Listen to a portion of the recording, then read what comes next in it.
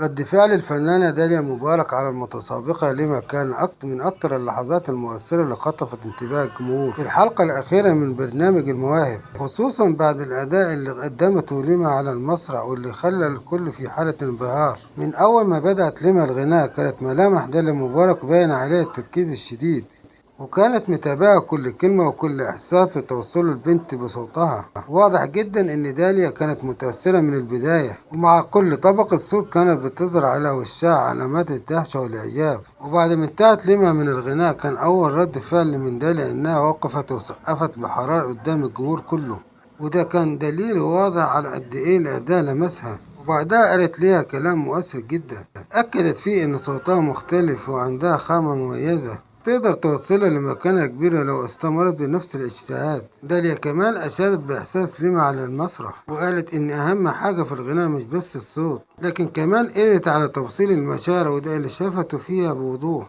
ووصفت فيها إنها من الأصوات اللي صعبة تتكرر بسهولة. الجمهور بدوره تفاعل بشكل كبير مع المشهد، خصوصا ان رد فعل دالا كان صادق وواضح جدا، وناس كتير على السوشيال ميديا اللي بدأوا يتكلموا عن ليما ويشيدوا بأدائها، معتبرين انها واحدة من ابرز المواهب اللي ظهرت في الموسم ده. اللحظة دي أكدت إن ليما قدرت تخطف الأنظار وتكسب احترام لجنة التحكيم، وخصوصا دالا مبارك اللي بان عليها التأثر الحقيقي، وده خلى ناس كتير تتوقع مستقبل كبير للبنت دي في عالم الغناء.